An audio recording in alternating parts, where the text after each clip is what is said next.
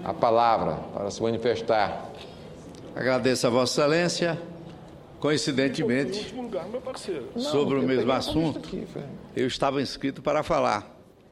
Dom Tomás é uma grande figura, conhecida em todo o Brasil pela sua luta em favor dos índios, das minorias, daqueles que viviam nas paisagens rurais do Brasil, que sofriam a perseguição dos mais fortes, dos mais poderosos, e ele estava ali, do lado dos pequenos, dos menores, para defendê-los contra os mais fortes. Apresentei um requerimento e farei a leitura de um relatório, uma síntese do relatório, que foi efetuado pela Comissão Pastoral da Terra, publicado agora em 2013, intitulado Conflitos no Campo, Brasil 2013. Esse documento é o mais completo levantamento de dados sobre as principais mazelas das áreas rurais de nosso país.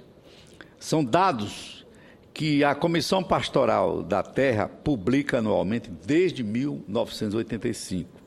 A entidade é a única a realizar tão ampla pesquisa da questão agrária em escala nacional. Nos últimos 10 anos, a Comissão Pastoral da Terra contabiliza 338 pessoas mortas no campo, em decorrência de conflitos. Outras 2.282 pessoas foram ameaçadas de morte. Neste ano, a CPT chama a atenção para o número de 15 índios mortos em 2013, o que representa quase metade no número de vítimas fatais por conflitos no campo no ano passado. Foram 34 homicídios no total, apenas 2 a menos que em 2012. Os conflitos no campo de hoje têm relação direta com o avanço sem limites da apropriação privada sobre os recursos naturais, como as terras e as águas. Um movimento do capital que não respeita o meio ambiente, que violenta as culturas locais e explora o próprio ser humano. Haja vista a persistência do trabalho escravo, a superexploração do trabalho e a reação indignada dos protestos de trabalhadores rurais. O relatório Conflitos no Campo Brasil 2013 da CPT destaca também os conflitos em tempos de seca. São as ações coletivas de reivindicação por condições básicas de sobrevivência e políticas de convivência com o semiárido, que acontecem nas áreas de estiagem do Nordeste. Os conflitos no campo também aparecem na ausência ou falhas de políticas públicas. É a falta de infraestrutura, é a falta de serviços básicos, de educação, de saúde, é a falta de assistência técnica e também de crédito, a má gestão da política de assentamentos, como desvios de recursos, assentamentos em áreas inadequadas, redução de áreas de poceiros para a implantação de assentamentos, não implementação dos procedimentos exigidos para se ter acesso a determinados benefícios. Os problemas não têm soluções fáceis, mas devem ser enfrentados com urgência pelas autoridades governamentais. Ainda hoje, segundo a CPT, existem 241 pessoas no campo que são ameaçadas de morte por causa desses conflitos. Dessas pessoas, 40 são mulheres. Além disso, ainda se verificam despejos judiciais que são executados de forma violenta, com as famílias vendo seus bens serem destruídos, suas plantações de subsistência arrasadas. Isso quando a expulsão não é feita pela força privada. Senhor presidente, é verdade que a redução da violência no campo exige um enfrentamento eficaz da criminalidade por parte das autoridades. A impunidade continua sendo a regra para aqueles que praticam a violência ou crimes, como a exploração do trabalho escravo e o aliciamento de trabalhadores. Mas eu gostaria de chamar a atenção para um problema que é central. A necessidade que temos como nação de conhecer melhor e aprender a valorizar a rica cultura de nossas populações tradicionais. Esse é um traço fundamental da contribuição que a população brasileira pode dar para reduzir a violência no campo. Em grande número de conflitos, o que está em disputa é o território.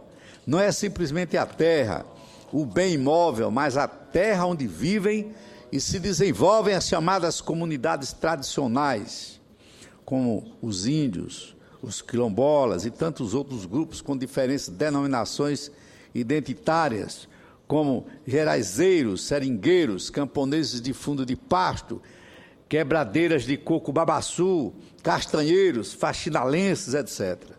Essas populações tradicionais são portadores de referências à identidade, à ação e à memória da formação da sociedade brasileira. Seu modo de viver, produzir e de se expressar constituem legítimo patrimônio cultural brasileiro. Além disso, são grupos que convivem em harmonia com a natureza, ajudando a manter o equilíbrio ambiental nas áreas onde eles se localizam.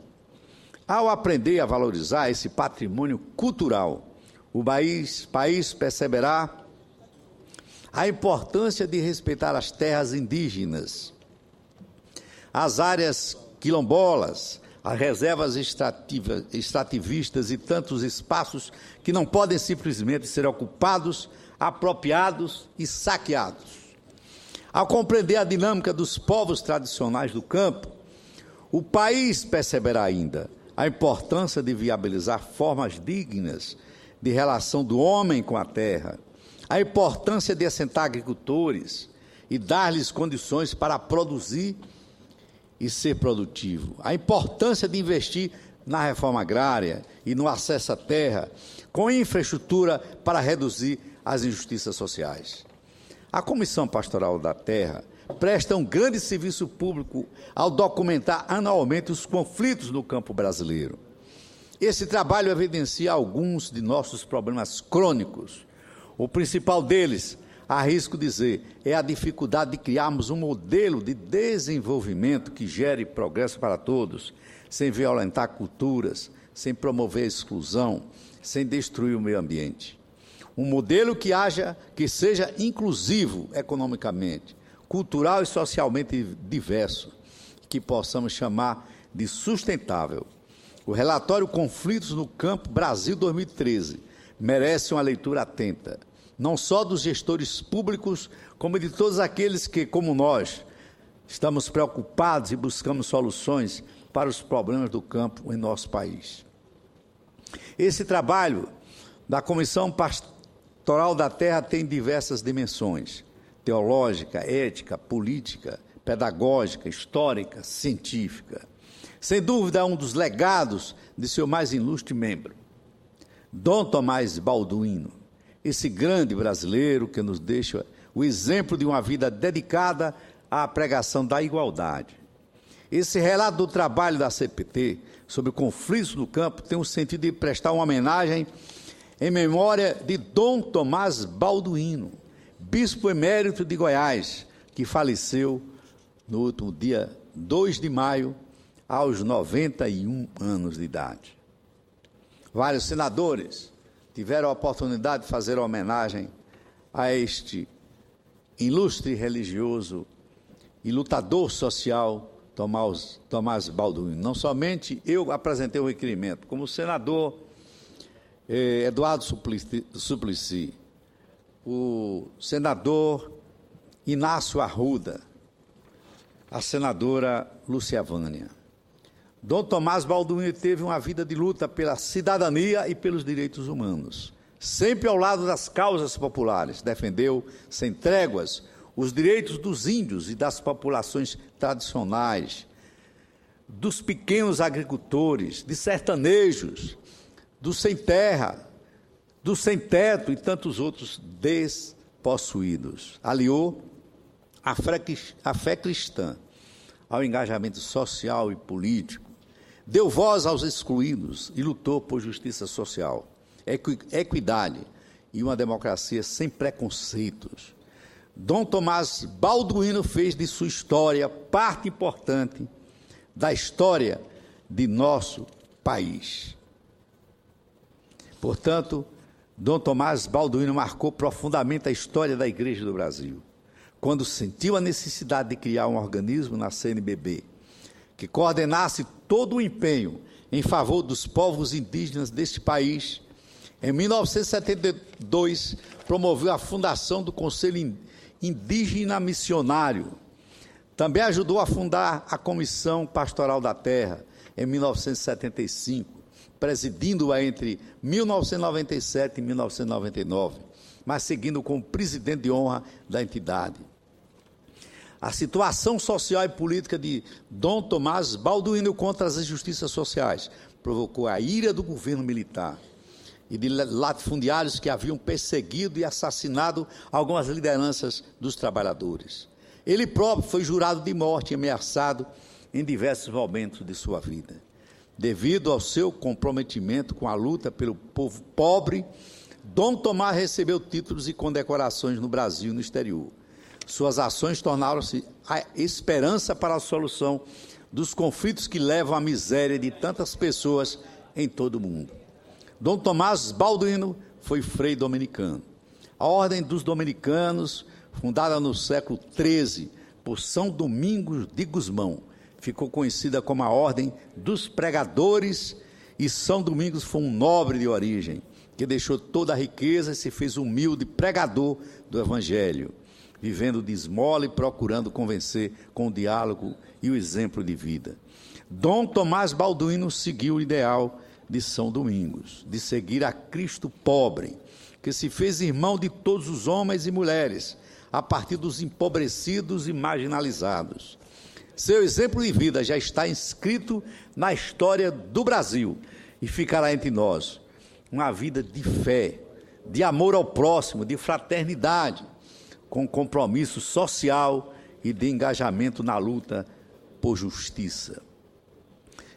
Encaminhei à mesa, senhor presidente, um requerimento de voto de pesar pelo falecimento de Dom Tomás Balduino, pedindo que seja autorizada a apresentação de condolências à família, ao estado de Goiás, onde Dom Tomás nasceu, à Diocese de Santíssima Conceição do Araguaia, no estado do Pará, onde viveu de perto a realidade indígena e sertaneja, à Diocese de Goiás, onde Dom Tomás trabalhou intensamente, bem como ao Conselho Indígena Missionário e à Comissão Pastoral da Terra, entidades que ajudou a fundar e que presidiu com forte engajamento político e social. Agradeço, senhor presidente.